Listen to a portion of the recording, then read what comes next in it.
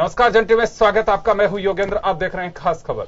खास खबर में हम बात करेंगे राजस्थान में एक बार फिर रिफाइनरी के मुद्दे पर सरकार ने अपने पत्ते खोले हैं और कहा है कि अगले माह हम एक बार फिर एमओयू करेंगे। वही एसपीसीएल के साथ में एमओयू होगा और सरकार का दावा है कि जो पहले गवर्नमेंट एग्रीमेंट किया था, एमओयू किया था, उससे राज्य को काफी बड़ी हानि थी फाइनेंशियली, और अब इसमें हमने काफी सुधार किया है। इसका एक रिव्यू किया और उसके बाद में अब एमओयू की पूरी एक लैंग्वेज और एक ऑर्डर तैयार किया है, जो अगले महीने जो दावा किया जा रहा है कि प्रधानमंत्री नरेंद्र मोदी की मौजूदगी में होगा, मई में ये संभावित बताया जा रहा है। चलिए, क्या रास्ता साफ हुआ है। उधर पूर्व मुख्यमंत्री अशोक गहलोत ने इसे जनता की जीत बताया है।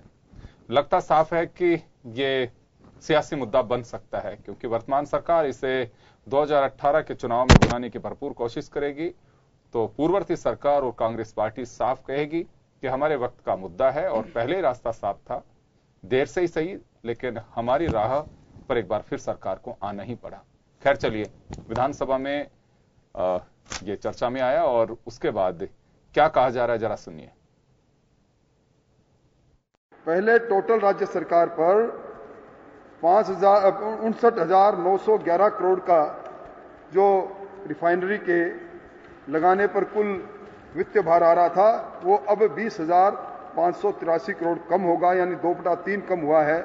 ये बहुत बड़ा काम है, जहां एक और राज्य सरकार पर आर्थिक रूप से राज्य सरकार को लाभ हुआ है, वहीं इस समीक्षा का प्रभाव ये पड़ा कि जिन शर्तों पर पिछली सरकार एमओयू कर रही थी, उन शर्तों से कम वित्तीय भार पड़ेगा। घोषणा की है, अगर ये घोषणा पूरी होती है तो हमें खुशी है, पर अभी तक संशय है।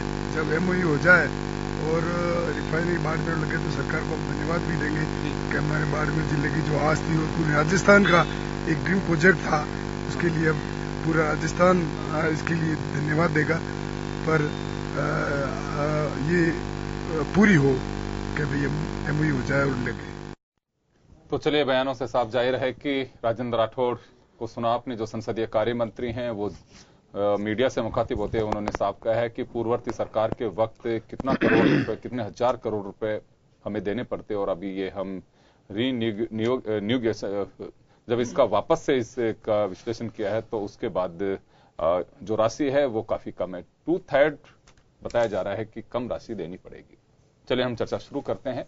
अर्चना जी, क्या लगता है, रिफाइनरी का मुद्दा था आप लोगों को, मुद्दा मुझे लगता है कि है नहीं, वैसे राजस्थान के विकास के लिए एक कड़ी जोड़ने की बात है और जरूरी रिफाइनरी राजस्थान में, क्योंकि रॉ मटेरियल हमारे यहाँ पे, और अगर रिफाइनरी जामनगर में लगी हुई हो और वहां हम भेज रहे हैं तो दोहरा लॉस। सबसे बड़ा जो लॉस है वो तो यह है कि एक एम्प्लॉयमेंट का जरिया रिफाइनरी बन सकता है।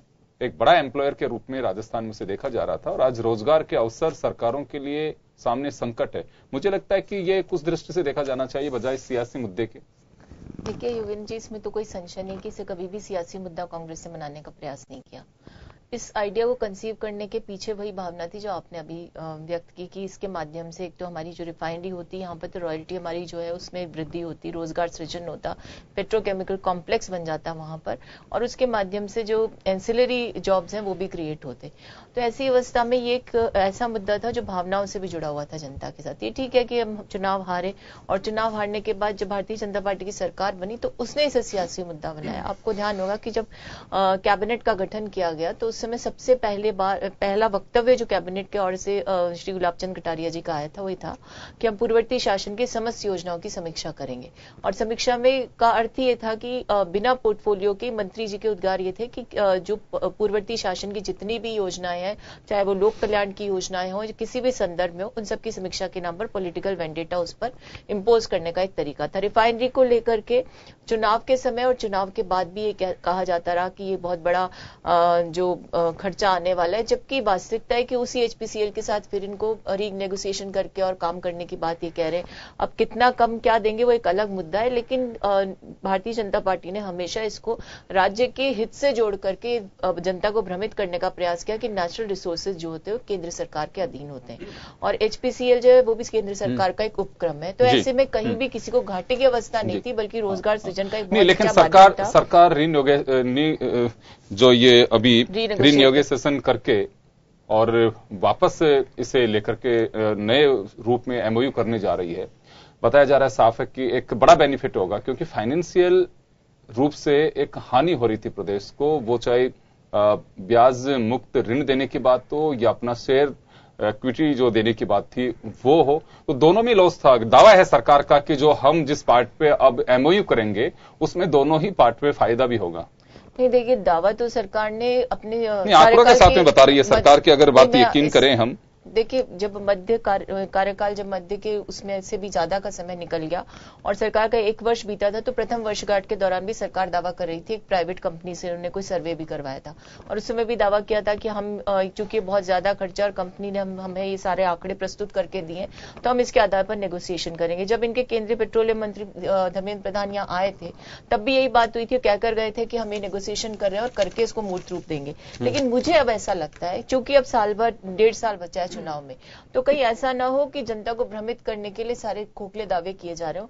अब जब मुख्यमंत्री कहती हैं कि प्रधानमंत्री की मौजूदगी में ये नेगोशिएशन होगा, तो इस पर मुझे कुछ संशय इसलिए भी लगता है कि शायद मुख्यमंत्री और प्रधानमंत्री के बीच में जो स्थिति है जिससे सब अवगत है कि समन्वय का अभाव है, तो ऐसे में कहीं ऐसा ना हो कि प्रधानमंत्री खुद इसको टेक ओवर करके और इस चीज को, इस नब्ज को पहचान चुके हों कि प्रदेश में इस रिफाइनरी को जिस प्रकार से पॉलिटिकल वेंडेटा के तहत देखा गया उसका दुष्परिणाम चुनाव में आ सकता है।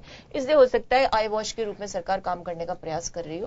तो ये चीजें इस तरह से उसे देखना चाहिए कि ये हमें बहुत बड़ा नुकसान हमारे एक्सचेकर को हुआ, यदि रिफाइनरी लग जाती तो वो जो। चलिए, मैं अभी आऊंगा वापस आपके पास। मनीष जी, आपने सुना अर्चना जी को अभी कि डाउट है इसमें, ये एक संबंधों को पटरी पे लाने की कवायद की जा रही है, और दूसरा कहा कि सरकार अभी तो केवल बस महज आश्वासन दे रही है, लेकिन होगा नहीं होगा ये सब भविष्य के घर में। दूसरा कि चुनाव अगले साल होने हैं यहाँ पे, तो कांग्रेस का दावा यह है, प्रतिपक्ष का दावा है कि महज एक अगले महीने एमओयू करेंगे, उसके बाद में ठंडे बस्ते में पटक देंगे और फिर जब चुनाव के आसपास का टाइम होगा तो थोड़ी बहुत हलचल मचा सकते हैं। लेकिन अगर रिफाइनरी लगाने की नियत होती तो अब से पहले लगा करके, और जब चुनाव होते उस वक्त तो उसकी चिमनी से धुआं निकलना चाहिए था।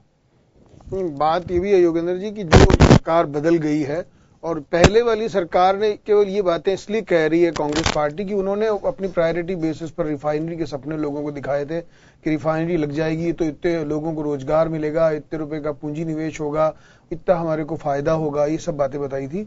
अल्टीमेटली वो भी कोई स्वयं सिद्ध बात नहीं थी वो कि ये सब होने ही वाला है।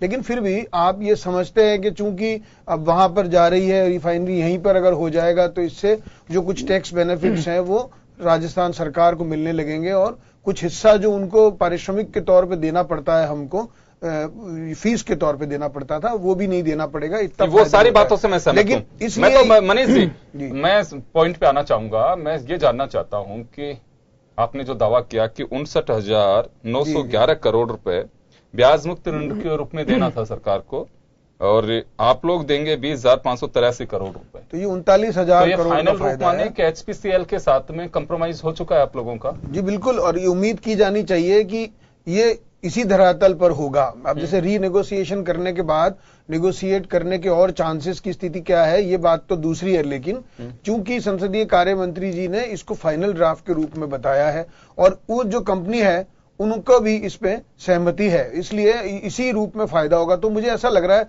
योगेंद्र जी, सबसे बड़ी बात जो है कि राजस्थान के पास आर्थिक जो संसाधन है उनकी कमी रही, और अगर 40,000 करोड़ की बचत हम इस नाम पे कर सकें कि हमको लोन नहीं देना पड़ेगा ब्याज मुक्त, तो उस पैसे का उपयोग हम दूसरी योजनाओं में कर सकते हैं।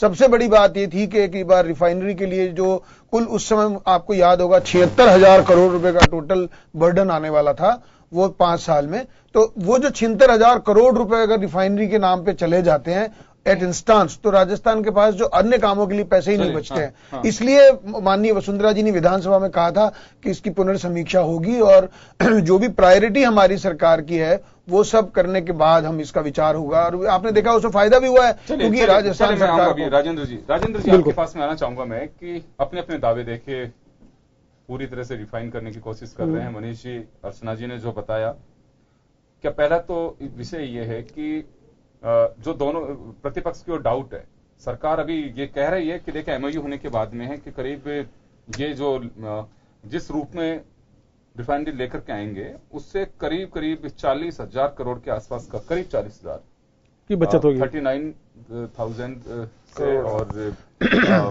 40 के बीच मानिए 39,000 के आसपास, करोड़ के आसपास मानिए कितना बेनिफिट होगा अगर उस रूप में लेकर के आते हैं तो। लेकिन एमओयू की जो बात है ये अभी जब बजट पास करा रहे हैं मैडम, उस वक्त की बात है, जबकि उस दिन एक सियासी कारण भी बना था कि रिफाइनरी का कहीं जिक्र नहीं है उसके अंदर, जबकि चौथा बजट पेश किया है मुख्यमंत्री ने। हर बार यही बात हुई। तो जब पहला बजट था उस वक्त कहा गया था कि रिफाइनरी और मेट्रो दो विकास को पीछे ले जाने की योजनाएं मुख्यमंत्री लेकर के आए थे और जिनकी वजह से प्रदेश काफी घाटे में जाएगा। चलिए, ये घाटे का कारण जो है मुख्यमंत्री सोल्व कर रही है, लेकिन यकीन और नहीं यकीन करना दोनों की वजह एक राजनीतिक कारण हो सकता है। क्या लगता है कि वास्तव में कि 1.5 साल का वक्त सरकार के पास में है, ये गाड़ी पटरी पे आ पाएगी? देखिए योगेंद्र जी, अब रिफाइनरी का जहां तक मुद्दा है, पहली चीज तो अब इसको सियासी मुद्दे के रूप में नहीं देखा जाना चाहिए। जी बिल्कुल, हम पहले से कर रहे हैं बात। इसको हम काफी भुगत चुके हैं, 4 साल भुगत लिए हमने। क्योंकि अच्छा, बड़े दुर्भाग्य की बात है कि जो ऐसे बड़े जो निर्णय होते हैं वो जब इलेक्शन ईयर आता है तब होते हैं। अच्छी बात यह है कि कम से कम 1.5 साल पहले हुआ है, इसलिए कि कम से कम मान के चले कि अगले बजट तक इसमें कुछ ना कुछ हो जाएगा, तो मतलब एक आधारशिला तैयार हो जाएगी, एक आधार भूमि बन जाएगी कि कुछ ना कुछ का होगा। अदरवाइज ये अगले बजट में आता, मान लो अप्रैल 2018 के बजट में आता, तो फिर वो सियासी हो जाता। अब वही होता है। अच्छा, ये पूरे आप देखें कि पिछले कई वर्षों से ये चल रहा है, मतलब हर इलेक्शन के बाद में जो पार्टी चुनाव जीत करके आती है उससे पहले वाली सरकार जो निर्णय करती है उस चुनाव से पहले के 6 महीने, 8 महीने, 10 महीने वो रिव्यू करती है। अब ये पता नहीं इन्होंने क्यों परंपरा बना रही कि अच्छे निर्णय हैं तो उनको लागू करना चाहिए, पर अब क्योंकि अब ये तो एक राजनीतिक दलों का अपना अपना एजेंडा होता है, इसलिए अपन कुछ नहीं कह सकते। पर अब भी कुछ भी नहीं खोया हमने, यदि हम अब भी टाइम से इसको, जैसे कि मुख्यमंत्री जी ने कहा है कि अगले महीने हम इसका एमओयू कर लेंगे और एमओयू हो जाता है मई की बताई जा रही है, मई का, हाँ तो कल अप्रैल चालू हो जाएगा, उसके बाद में मई के अंदर हो जाएगा मान लीजिए। तो मई से लेकर के और सरकार को कुछ इस तरह का टाइम बाउंड प्रोग्राम बना करके उसको आगे लागू करने की तैयारी करनी चाहिए। क्योंकि देखिए ये रिफाइनरी बहुत बड़ा काम है और ये ऐसा तो है नहीं कि 2 महीने में, 4 महीने में, 6 महीने में नहीं हो पाएगा, इसलिए इसमें टाइम तो लगेगा, इसमें तो कोई दुरा नहीं।